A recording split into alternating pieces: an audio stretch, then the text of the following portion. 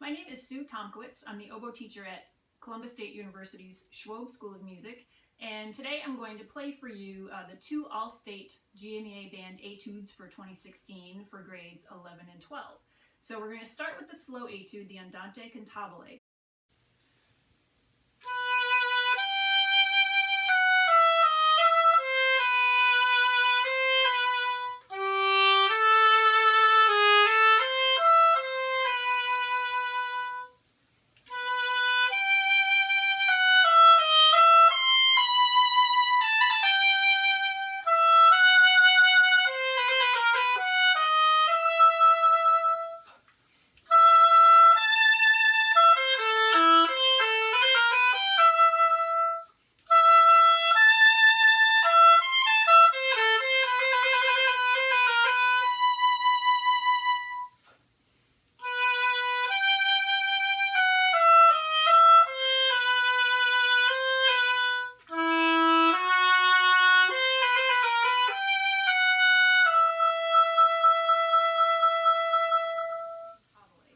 The first thing that I did when I approached this etude is I turned on my metronome to see what the tempo 88 was going to feel like.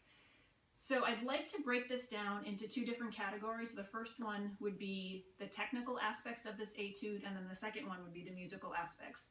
So when I played through this etude for the first time, I noticed that a lot of times the etude sort of skirted around our middle C, which oftentimes is not the prettiest note on the oboe. So that's actually the first thing that I'd like to talk to you about.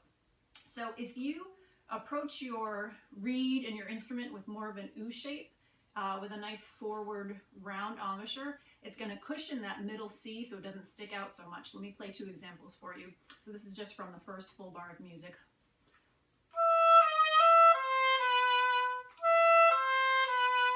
That middle C fits in really well with the E and the B that surround it. If I roll my embouchure in and put more reed in my mouth and play closer to the thread, you'll hear what happens. Which is really pretty, right? Not so much. You can hear that the E itself, the first note, was very strange, but when I went to the C, that just was way shinier and far less pretty than the notes around it. Let me do it for you one more time.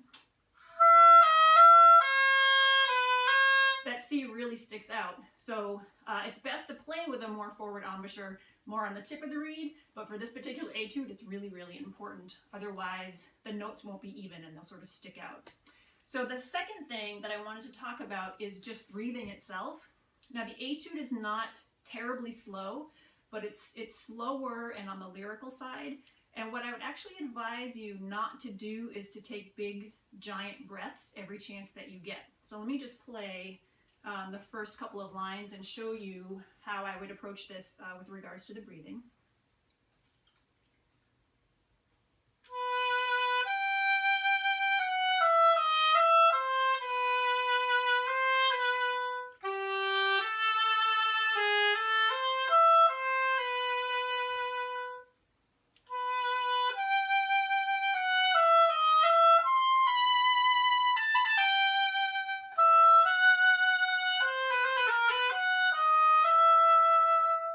So you may have noticed that I didn't breathe between beats 3 and 4 in the third measure. I did take a small breath before the pickup note in bar 5, and then I also didn't breathe in bar 7, but I would have taken a breath in bar 9 had I gone on. If you take huge breaths every time you get a chance in the rest of this etude, you're going to end up stacked full of air, and you're going to start playing from a shallow place, and it's going to be very uncomfortable. So I would say more is better because it'll actually help you support from a lower place, and the tone will be richer and you'll play better in tune and you'll be more comfortable. So the next thing that I wanted to touch on is the placement of those turn-like figures. So that would be measure 8, measure 11, 13, and the second to the last bar. So these are set up rhythmically, which is kind of clever, I must admit. However, they really are just sort of a musical turn. So what you need to think about in the first one, which is measure 8, sort of cleanly getting to that A sharp. So that's going to require fingers that are sort of low and close to the keys. And we do want to hear that the first half of that beat is a triplet and the second half is actually a duple. So da da da da dee dum, da da da da dee. Now the next one in bar 11 is a little bit tricky because every other time that we have this, we have B, C, B, A sharp, and your fingers get kind of used to that. But when we get to bar 11, it goes B, C, A sharp, B. So we skip that B, so make sure you don't add it in there. So we get to the B, but we have to do the A sharp first. So be careful that you're not getting trapped in that tricky little spot. In bar 13, even though it's not indicated, I would advise you to re-articulate the B on the second beat. Usually when you have a repeated note with a slur over it, you would want to give it a little light articulation. So after the trill, dee da dee da da da, sort of like you were just doing a gentle down bow on a violin. And then the last thing, which is really tricky because it's not the best of notes on the oboe, is the final note. So we have to rest on this E. And two things, be sure that you play at full value. So consider that in the second to the last bar, you are applying a retard. So you have to think of your tempo by the time you get to the last bar and make sure you count 1, 2, 3, 4 off. Otherwise the judges are going to say they didn't play that whole note at the end long enough. So here are the last 2 bars.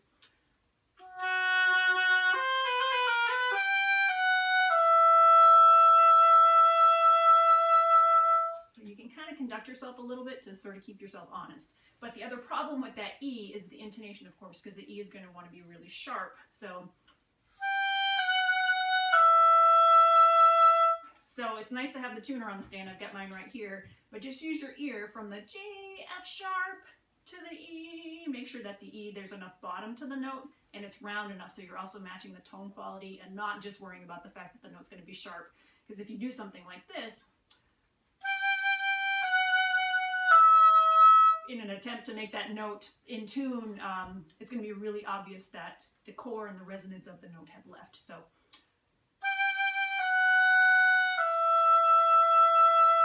do your best, just try to blow forward and come forward, but really fully support the note as you diminuendo away to nothing. So let's talk about just a couple of musical things. I always approach a piece of music very early on thinking about the musical structure and how I want to feel the phrases and where the high points of every phrase are. So I felt like this one was almost a little bit of a conversation, perhaps between 2 people. But in the first line, I was trying to think of words that might go with this, and just bear with me because it's a little bit silly. Let me see if I can remember. Perhaps you'd like to go to lunch with me. And the next person says, I can't, I'd have to walk my dog. Right? That's awesome. And my voice is beautiful, I know. However, it makes you think about the structure of this phrase and that it's one long phrase, but they're actually 2 pieces, and it works really well for them to be different parts of the conversation. And you can really think about that throughout the whole etude and actually throughout all of these etudes. So in the first line, what I'm thinking is,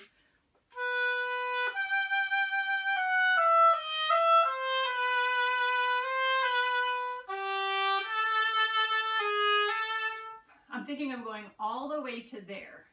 It makes sense for the G pickup in the 3rd bar to go to the downbeat of the A, but because I feel like the A, G sharp, A, there's some cool chromatic motion there,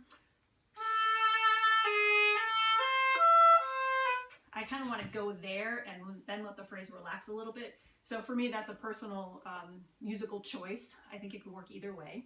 Now in the second part of the phrase, I have a similar phrase goal, and you'll notice actually on the next 3 phrases, my X's all end up at the front of those turn figures. So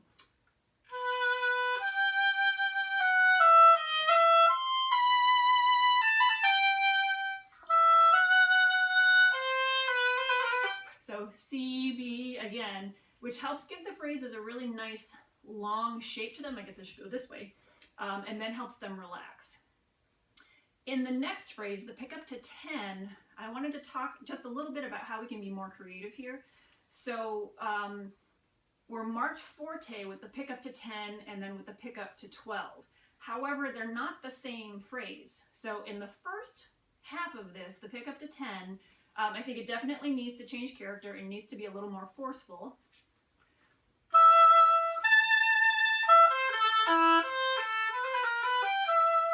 So there, then it turns at the end of it and becomes a little more gentle.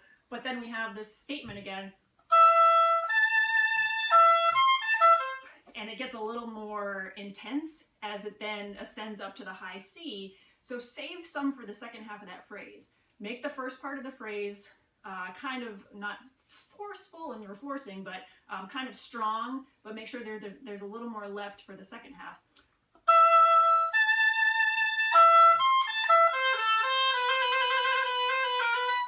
And even though there's nothing marked in that last bar, I think you have options. You could end it strong, like the rest of the phrase, or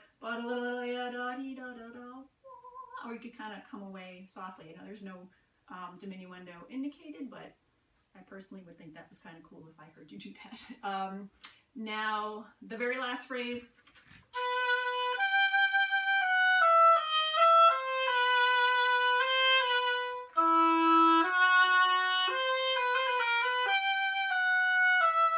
Again, I'm going to that first B of the turn figure.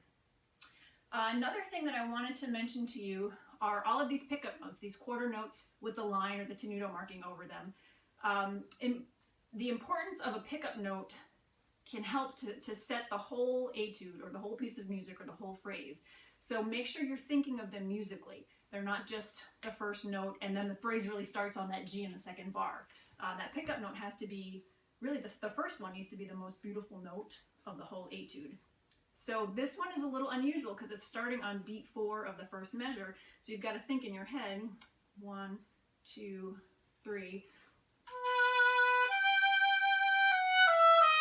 So from that B, you can already tell that the music has forward direction and is going to something that's going to be beautiful afterwards. As opposed to, if I think 1, 2, 3, and it's totally isolated and it's sort of a note all by itself. It needs to move forward. So you need to consider that for that quarter note, B in the first bar, the B in bar 5, the E eighth note in bar 7, again the E quarter note in 9, and so on and so forth. Each phrase has one of these pickup notes, whether it's a quarter note or an eighth note. Okay, so I've turned my metronome on for a reason here because I want to talk to you about subdivision. Some of these notes can be cheated a little bit, especially when the metronome is not on, if we're not thinking about the subdivision. So for the most part in this etude, we would think about the eighth note subdivision, and you can even practice it this way. So if you were at the very beginning,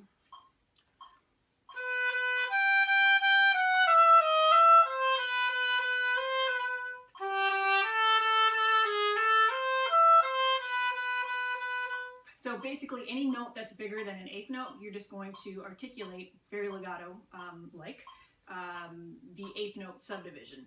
So the other place that this is important is the pickup to 10, because we are using a triplet pulse to make sure that we hold that A with the tie at 10 long enough and we come out in the speed of those triplets, and then we have to make a fast switch to the duples.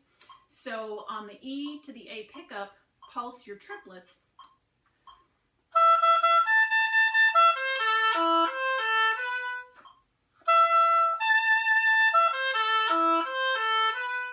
And when I internalize that and I think that subdivision on the E, A, then I come off right in time, and I'll even try it without the metronome.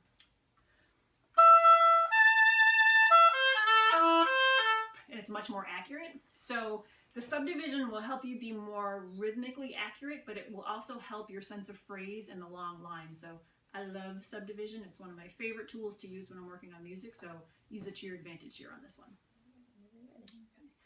So one other technical thing that will help with this etude, and actually both of these etudes, because they sort of help keep the technique clean, and in this case it's going to help keep the line really, really smooth and very legato, is keeping the fingers really low and close to the keys. So in the first half of the first phrase, if I do that,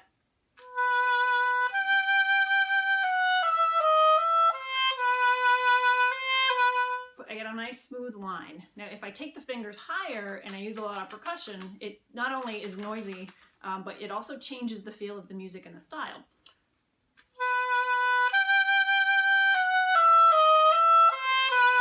I can't play dolce anymore. It's just not physically possible for me. So consider that how you're moving the fingers on the instrument are going to affect the tone quality and the style of the music. This is also important for those turn figures. So in bar 8,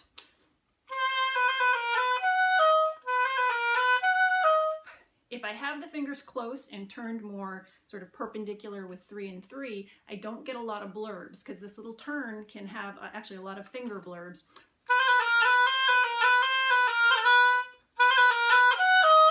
And just notice how it changes the tone quality. So here's with heavy fingers.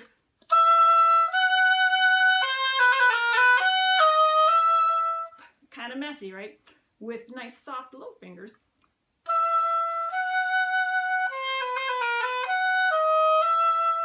So it cleans up the technique, but it also helps the music sound much smoother and much more legato.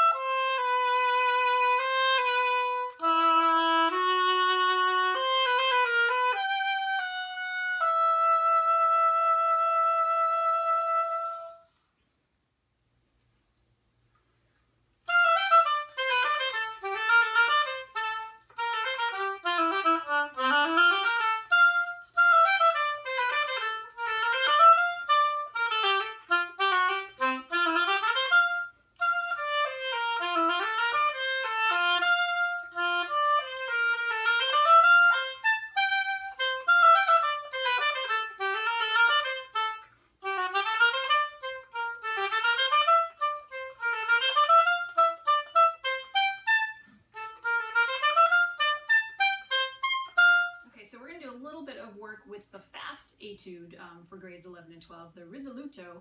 I played it, my metronome only has 69, it doesn't have 68, so if you think, wow, she's going really fast compared to the 68 on my metronome, which is really not going to happen, it's because I only have 69 on mine. So there's a few things that we can talk about on both the technical and the musical side of things, and we're going to start with the technical. The first is there's a lot of variety in the articulation in this one, so I want to talk about two different aspects of the articulation. The first one, all of the different markings that you see.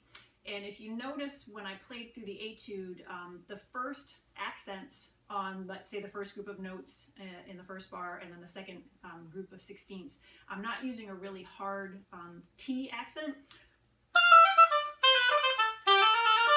I'm actually using those accents a little more with my airstream and leaning into the notes. Therefore, when I get to those accents, the little hat accents, I can make those a little shorter and a little more T in the tongue, so there's some contrast between the two.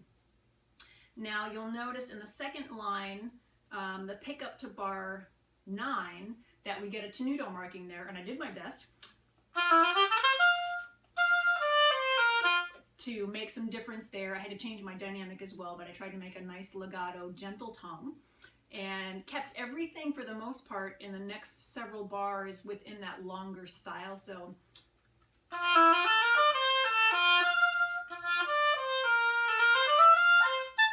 until there, where we get some difference again, and the articulation kind of goes back to the original. So do make sure that you're making some differences when you jump down to bar 15 for the last little bit.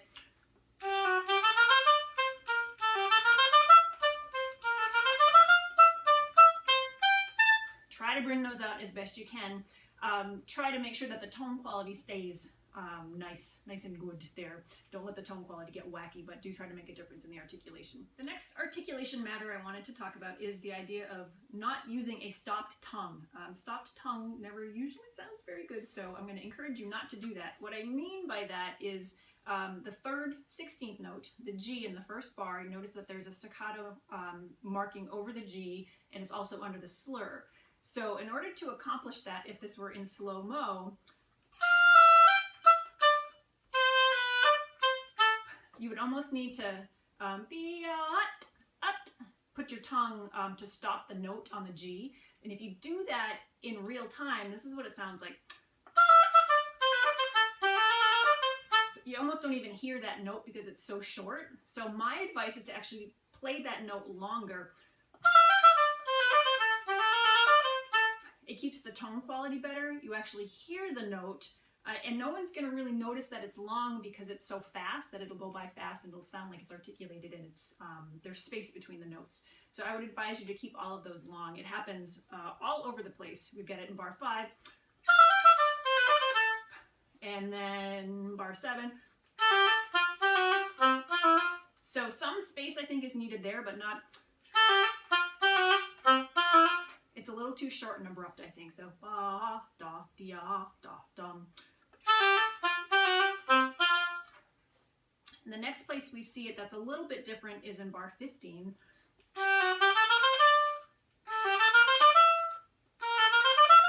Your tongue can really easily get tripped up there if you try to apply a stopped tongue on the second note underneath the slur. For my taste, that's just a little too short, and it makes us sound like we go back to the 4th grade when we started to play the oboe, or whenever it was you started to play the oboe. So that's my advice on the articulation. I always write in my alternate fingerings. I never rely on my brain, because when I'm in an audition or a performance, I'm going to be under some kind of stress. I might be a little bit nervous, and I will be likely to forget. And then I'll get kind of confused when I get there. I'll second guess myself, and there's a good chance that I'm going to make a mistake. So there's a few spots here. We're pretty clear, I think, in the first line. When we get to the second line in bar 6, 7, 8, that first F in bar 8, you should mark as a left F, or a forked F if you don't have the left F, because you're coming from the C in the measure before. And if you're not thinking ahead as you're playing this and you don't write that in, you're going to get confused when you get there, so just write it in. And then I've also put an L for a left F, the last 8th note of that bar. Because that needs to be left because we're going to the D after it. Other left Fs, that's pretty much what we get for our alternate fingerings. The last F in bar 10, the pickup note there. I think I got them all. There's really not that many. Oh, I missed one. Second to last bar. That F before the D. There. So put a little L or whatever your fancy marking is. For forked F, I like to actually make a little pitchfork because I think it's fun in my music. So mark in your alternate fingerings. And like I talked about in the slow etude, I would encourage you to take small breaths throughout, because this one doesn't have big chunks of rest to breathe. So don't take breaths often, but when you do, make sure they're small. And if you have a practice of breathing in and exhaling, letting air out, then try to work out some I's and O's for in-breaths and out-breaths. I think I managed it for the most part with just very small in-breaths, and I didn't have to worry about letting too much air out because I didn't take a big giant fill up the whole gas tank kind of breath. So very small breaths. And then the last thing on the technical side would be, again, the low fingers like we talked about in the slow etude. Here especially, there's a couple of spots, and I may even, I admit, have let a blurb or two come out of my music, because it's hard. This is kind of a tricky etude because it sort of skirts F's and A's and C's and B flats, where we can often get a lot of blurbs on the oboe. So the closer and the lower your fingers are to the keys, the better chance you have of having a really clean technique and really keeping the music moving forward and flowing with less effort. So for example, the pickup to 9,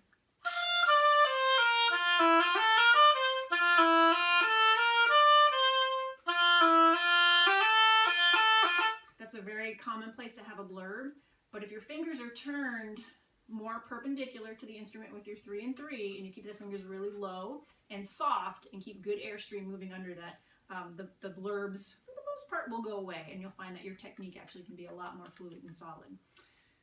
Let's talk about just a couple of musical things. I'm kind of feeling like this one has dual parts of a conversation similar to the first one. My idea for the X's in the short range would be the first 2 bars to that C, ba-da-dee-da-da-da-deem, bum. So there's one person saying something, and then the second person responds.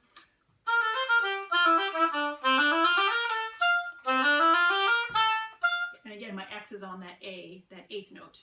And it kind of follows that same pattern.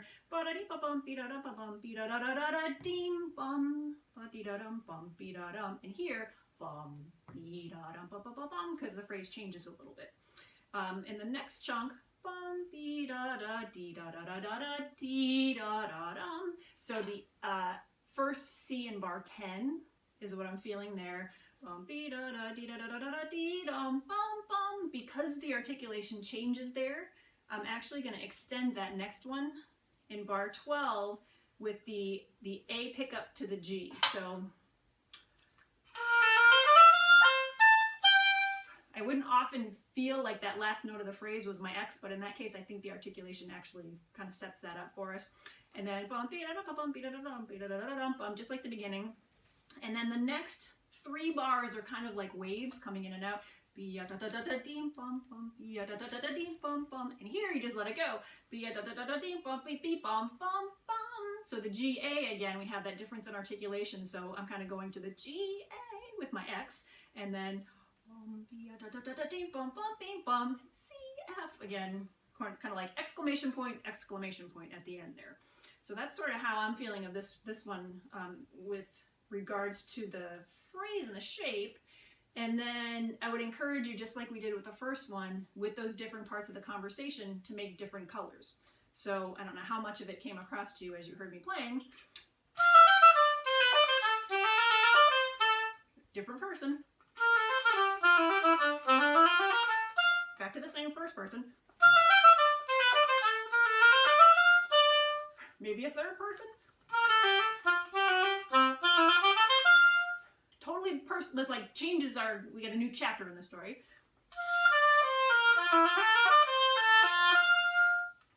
We think we're going to hear the same thing. But maybe that first person interrupts there and takes over. And now maybe they're all talking because it's kind of building to the final climax at the end. Clear out my reed.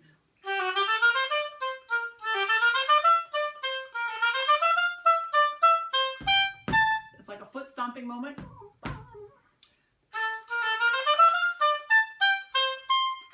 And that's the definite final foot stomping moment.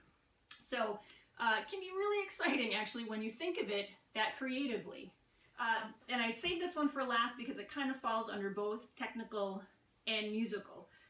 Sometimes when we see our fast etudes or pieces of music, exercises, we get so blinded by the fact that there's these fast black notes that we kind of forget that there's music. So the easiest way that I find to create the music, make the music, figure out where the phrases are going, is to take away all the unnecessary notes. Find the skeleton of the phrase. So there's a couple of different ways you could work with this one to figure that out. The first would be just to take, we're pulsing in a dotted quarter, so just take the first note of every big beat. I'm going to put my metronome on here.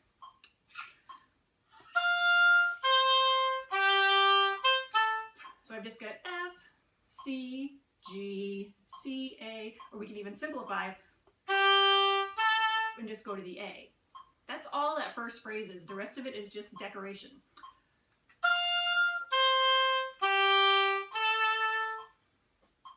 And if you use your air stream to make that line, and then you put the other notes back in, it actually flows much, much easier. You could get a little more creative with it, and maybe do the first 16th note and the last 8th note in each big beat.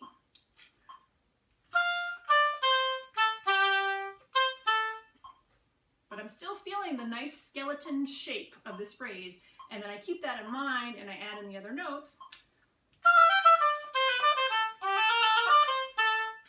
And it makes the notes make much more sense. All of the 16th notes, I understand why they're there, why the composer, whoever it is, it doesn't say, why they put those notes in, because I understand what the skeleton is. So you could actually go through the entire thing and pull up the skeleton notes and really learn how to shape the phrase and how to blow through it before you even attempt to do the 16th notes. I guess that brings me to one more point. Never try something at tempo, because if you learn it poorly at a fast tempo, it's going to take you longer to fix your mistakes. It's better to actually slow it way down and learn it really cleanly with good intention of phrase and good airstream, and then speed it up little by little. So for this one, you might even want to put it on the 8th note. Let's see. So I'm at about 126 here. So if I were starting,